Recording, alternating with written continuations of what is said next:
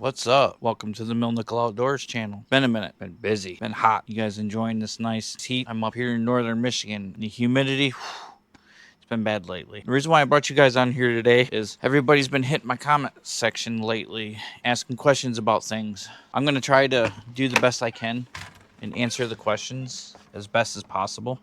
This is what I've done. I'm going to be talking about two things on this with my travel trailer. I went to Harbor Freight. I bought the cheap 400 watt power inverter, which I think is in the garage. Let's see if I have it here.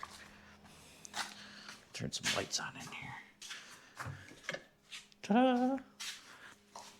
Okay. So this is the first power inverter I bought. 400 watt, 800 watt peak. This was really cheap. Is it worth it? Yes. On the bad side of it, this is the bad thing. This fan in this runs constantly. So if you put this in your RV, turn it on and use it, that fan's gonna run constant. So I went up to Harbor Freight, bought the same thing. Let's turn some lights on in here. I got the fan going. It's hot. I'd have the AC running, but you guys wouldn't be able to hear me. The question that was asked to me when I installed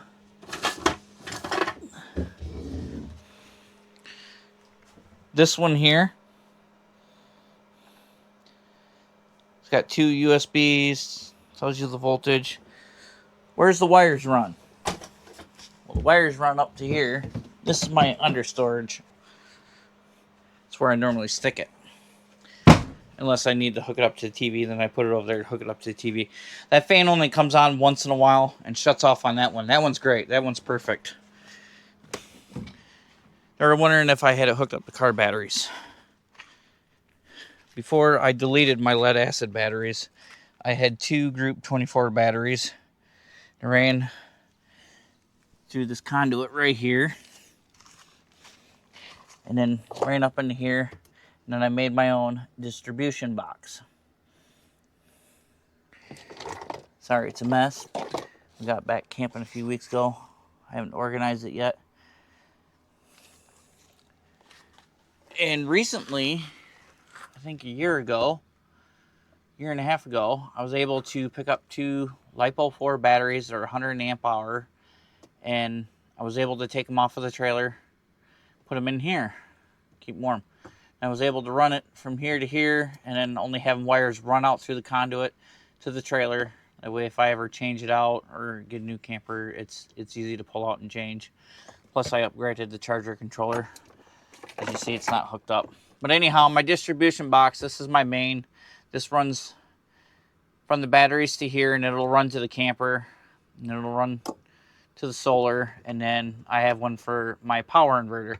So my power inverter is never on. And yes, my power inverter is hooked up to a fuse, so I can push it, shut it off. Same thing with the main power going in from the batteries. It's fused, and it's also fused in here too. It's double fused. It's better to have too much than not enough.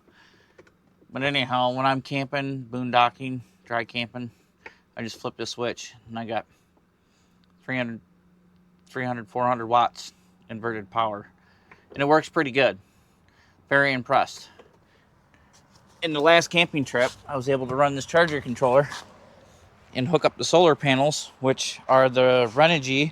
I got two panels that are 100 watt each, and it did perfect for this whole system. I was very impressed. Yes, you see a bolt here, and I'm going to explain that here in a minute. This is a ground. So if I have to charge my LiPo 4 batteries with a smart charger, which I got, I can ground it here, stick it to the positive there, and it'll charge them up, and it'll equalize the batteries like they should. And the other question I've been getting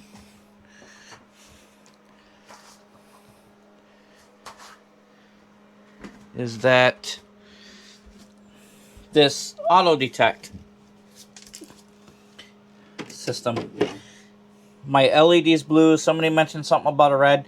The only time I had a red and green is when I was doing a direct draw and they were drawn down fast. This has a jumper in it. It's a 1K resistor on the jumper. I got it from the manufacturer. I got a hold of them because I was having issues with it.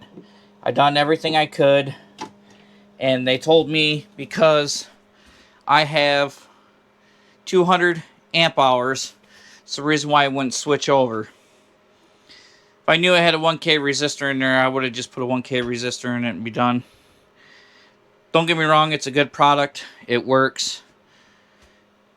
If I were to do it again, I would look for one that's got the switch and just be done with it. But some of the people have been putting in the comments and asking questions. That's what I did. I messed with it for about a week. I ran my batteries down to 10% and charged it back up, waited a day, and it wouldn't switch over. When I came back from my camping trip, plugged the trailer in, I think it was 3-4 days. I came in and looked, checked out my battery and monitor. That's at 100% right now. But it was still charging. So I turned around and looked, and the LED light's green. So even though you put a jumper in there and it's supposed to switch it over to the LiPo charging profile, every once in a while it'll go to the lead acid charging profile. So what I do is I power down the camper, unplug it from shore power, shut the battery main off, disconnect the battery, connect the batteries back up, and then plug it back into shore power. Then it switches back over to blue. I've only had it happen maybe twice since I've installed this. I did this myself. It was a little upgrade. I thought it was worth it. It'll help the batteries out. And I understand the frustrations that everybody's been having with these, but it's either a version problem or I don't know. But it's got heavy enough gauge to run to the batteries, and the batteries ain't that far away, so I shouldn't have a problem with it. I mean, don't get me wrong, it's a great product. It's a great idea to keep it user-friendly. But if you're not like a DIY person where you fix it yourself, it can be very frustrating. I just get a hold of a tech and be like, hey, I know you guys have a jumper, send it out, and then fix it. You know, and if you go back to lead acid, you just pull out the jumper and then you're done. So the power inverter connects to my batteries. I only use it to watch TV. My plans were, like later on, I gotta do is right in here. I'll probably do a video of this. If you guys want me to do a video of it, just put it in the comments. This is my outdoor kitchen. I really don't use this, anymore, because I got a Blackstone grill. It's got a 12-foot hose. I can hook up here now and take my Blackstone with me, so there's no reason for it. What I gotta do is I gotta get back behind here and unplug this. Probably gotta take these out. I'll probably do a video of it because I don't know if it's fastened in the back or what, but I can't pull that plug out. So what I'm gonna do is I'm gonna buy a short pigtail that plugs into there and it comes out. That way I have access to it. And I recently bought a blue Eddy. Yeah, I know. They had their Prime deals going on, and I got it for $2.99. You probably won't see it that cheap again. So I picked one up. So there's great things I can do with it. I could either run my 300 watt, 400 watt inverter to run the fridge, or I can use my blue Yeti. I got solar panels. I can charge that up too. I can charge it up with my Predator generator. My garage is a mess. And another thing is, this is the reason why I purchased it, is because our power goes out quite a bit, and this camper's always filled with water, just in case our power's out for days. We got water. We can take showers, do what we need. And my fridge in the house, I can run the blue Eddy on my fridge. That way I ain't got to run the generator all the time. This is what's been going on. Been having other things going on, so I haven't posted a video in over a week, but we're getting back to it at the end of August. We got some things that are going to be going on. I'm going to bring you guys along with. hopefully you enjoy the content, because I've been scoping out some places and coming up with some video ideas. Now my cat's gonna come up and meow.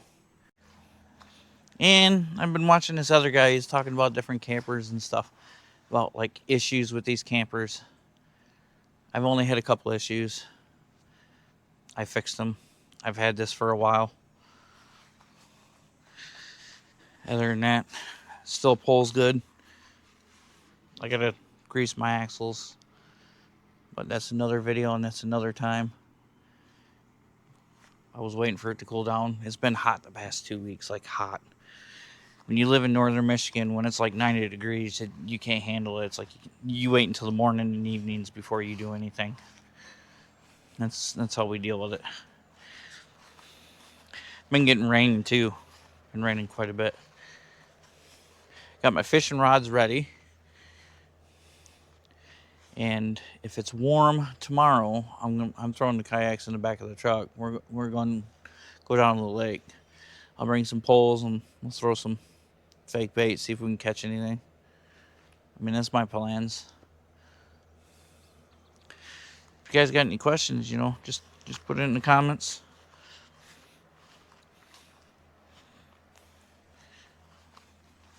Let's check out this Blue Yeti. All right. Here's the Blue Yeti I purchased. It's the AC70. It's got a cigarette lighter output. It's got DC input, which I can use a cigarette lighter, which came with this cable, which is nice. It's got the regular cable that plugs in the side and a grounding screw. And it's got the solar cable, which is nice. I've already played around with this. This thing's nice. And it's quiet. And it only takes an hour and a half to fully charge, which is nice. I picked this up for like $2.99 on Amazon Prime Days. Not bad for the price. So I have great sources of power for the camper, or when the power goes out. Couldn't believe I got it for that cheap. I'd put the link in the description, but it ain't gonna be that cheap anymore. You gotta get those Prime Day deals. So if you have any questions, just put it in the comments. I hope I answered a lot of the questions that I've been getting asked over and over and over again. I'll try to answer them as best as I can, when I can. So until then, I'll see you then.